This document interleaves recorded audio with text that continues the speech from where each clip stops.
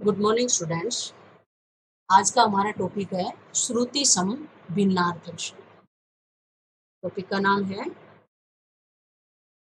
श्रुति सम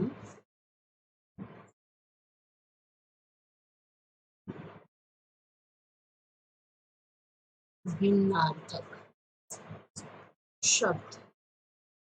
देखो बेटा, ये इसके नाम से ही स्पष्ट हो रहा है। श्रुति सम का मतलब है सुनने में समान, भिन्नार्थक का मतलब है अर्थ भिन्न हो।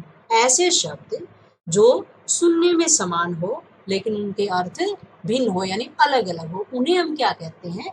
श्रुति सम भिन्नार्थक शब्द। ठीक है, एक बार फिर से देखो। वे शब्द जो सुनने में समान हो लेकिन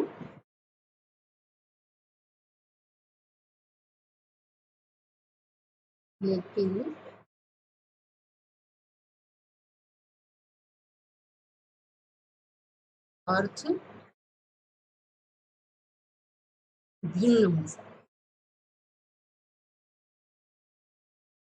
उन्हें श्रुति सम भिन्नार्थक शब्द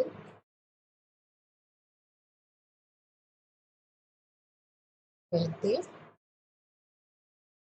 आ गया समझ में? वे शब्द जो सुनने में समान हो लेकिन अर्थ भिन्न हो, उन्हें श्रुति सम भिन्नार्थक शब्द कहते हैं। अब इसके लिए हम कुछ उदाहरण करते हैं। जैसे शब्द है पुल और दूसरा शब्द है हमारे पास पुल। ये दोनों शब्द हमें लगता है कि भाई इनका अर्थ एक ही होगा, लेकिन जो पहला कुल है, कुल, उसका अर्थ होता है, एक तो वंश होता है इसका अर्थ, या फिर जैसे संपूर्ण बोल देते हैं ना, कुल टोटल जो हम बोलते हैं संपूर्ण, ये अर्थ होता है इसका। लेकिन जो दूसरा कुल है, कुल, उसका अर्थ होता है किनारा। यानी हमें लगा कि ये दोनों एक जैसे हैं लेकिन इनका अर्थ अलग अलग। उसी प्रकार से देखो बेटा, दिन, दिन और दिन, ये दोनों शब्द हैं। दिन का अर्थ क्या होता है? दिवस या वार कह देते हैं हम, ठीक है ना। लेकिन दिन का अर्थ क्या होता है? गरीब। दिन का अर्थ क्या होता है? गरीब। तो इन दोनों का देखने में हमें समान लगे, सुनने में समान लगे, लेकिन अर्थ क्या है इनका? अलग अलग है। उसी प्रकार से देखो अनल है, अनल और अनिल, अनल और अनिल। अनल का अर्थ होता है आग और अनिल का अर्थ क्या होता है? पर्यायवाची पढ़े थे ना हमने। अनिल का अर्थ होता है हवा। ठीक है, इसी प्रकार से और भी बहुत सारे शब्द हैं हमारे पास। जैसे चर्म शब्द है, क्या है? चर्म। दूसरा शब्द है चरम। इनके उच्चारण में फर्क है, लेकिन हम क्या करते हैं कि ये मिस्टेक हो जाती है कि जैसे हम समझते हैं कि दोनों एक है। तो चर्म का मतलब होता है चमड़ा, चमड़ा। और चरम का मतलब होता है अंतिम, यानी अंतिम सीमा तक, चरम सीमा तक बोल देते हैं ना हम, यानी अंतिम। ठीक है, उसी प्रकार से जैसे अनु शब्द, क्या है शब्द? अनु। अनु का अर्थ क्या होता है? पीछे। और दूसरा क्या है? अणु। अणु, अणु का अर्थ क्या होता है? कण। साइंस में पढ़ते हैं ना, अणु का अर्थ होता है। तो ये सुनने में हमें क्या लगा कि भाई एक जैसे हैं लेकिन अलग अलग हैं। इसी प्रकार देखो बेटा, ये अपेक्षा,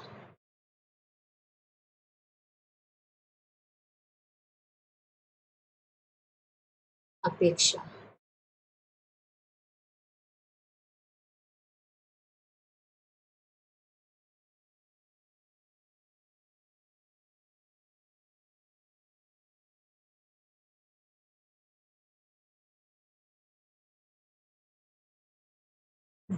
अपेक्षा, अपेक्षा का मतलब क्या होता है? तुलना, चाह। और उपेक्षा का मतलब होता है किसी का निरादर करना, अनादर करना, अवहेलना करना। वो क्या हो जाएगा? उपेक्षा। इसी प्रकार से और भी बहुत सारे हैं, जैसे वसन शब्द है। वसन का अर्थ क्या होता है? कपड़ा। पट, वसन, वस्त्र, याद किए होंगे वो। और एक होता है व्यसन। व्यसन का मतलब होता है नशा। व्यसन का मतलब क्या होता है? नशा। एक शब्द है भवन।